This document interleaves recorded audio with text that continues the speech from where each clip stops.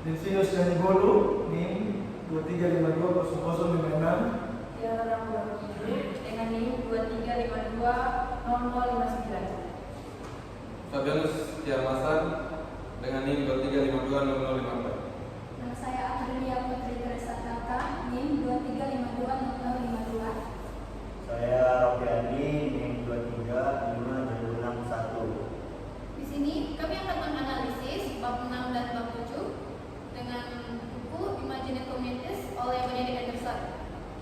Buku Imaginary Communities oleh Benedict Anderson adalah karya penting dalam studi nasionalisme yang menggali cara-cara terbentuknya identitas bangsa.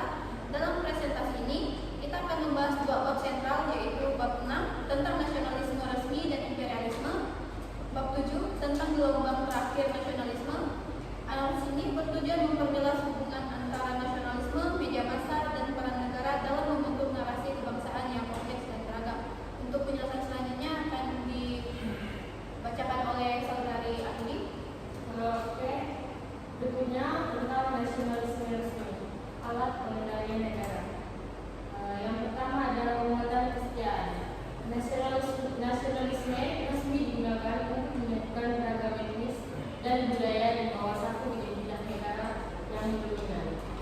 Yang berikutnya, instrumen politik berfungsi untuk pembenaran ekspansi imperialisme dan konsolidasi kekuatan rezim melalui bahasa, budaya, dan edukasi terpusat. Contohnya kasus Rusia. Rezim Tsar mempromosikan bahasa dan budaya dominan guna memperkuat loyalitas terhadap negara dan rezimnya. Berikut peran media massa dalam nasionalisme resmi. Yang pertama, penyebaran ideologi negara. Media cetak dan siaran radio berfungsi sebagai alat penyebar propaganda nasionalisme resmi. Yang kedua, pemersatu sosial budaya. Media memperkuat simbol, cerita, dan nilai yang memperkokoh kesadaran kolektif nasional. Yang ketiga, membangun identitas nasional, menghubungkan masyarakat geografis yang tersebar dan membentuk rasa kebangsaan bersama. Berikutnya, munculnya nasionalisme gelombang terakhir di Asia dan Afrika. Yang pertama, reaksi anti kolonial.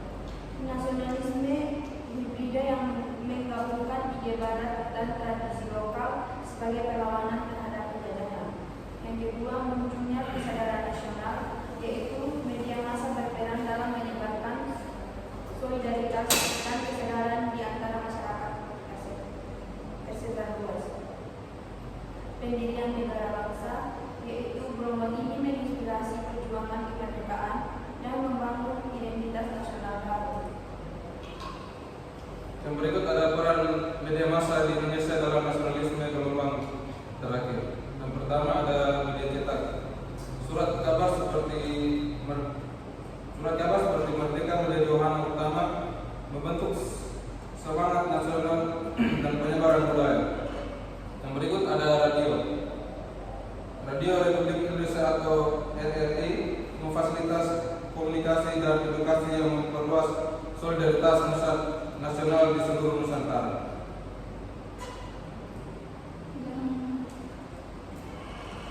Yang selanjutnya, bangsa sebagai komunitas yang dibayangkan.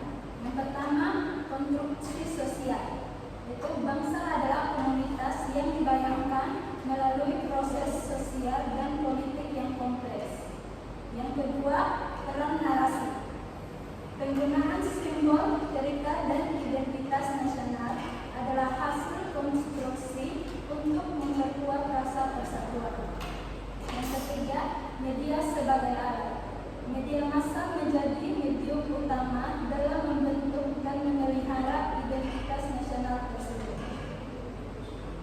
Berikutnya, dampak nasionalisme resmi jadi gelombang terakhir terhadap identitas bangsa. Yang pertama itu integrasi budaya. Nasionalisme resmi mengintegrasikan beragam kelompok budaya ke dalam identitas dominan negara. Yang kedua ada perjuangan kemerdekaan. Nasionalisme bergelombang terakhir memicu kesadaran dan perjuangan anti kolonial yang kuat. Yang terakhir ada pembentukan negara bangsa. Perpaduan keduanya menghasilkan fondasi penting bagi negara bangsa yang berdaulat. Kesimpulan dan implementasi studi nasionalisme ada satu. Nasionalisme sebagai konstruksi yang memahami bangsa sebagai komunitas yang dibayangkan membuka perspektif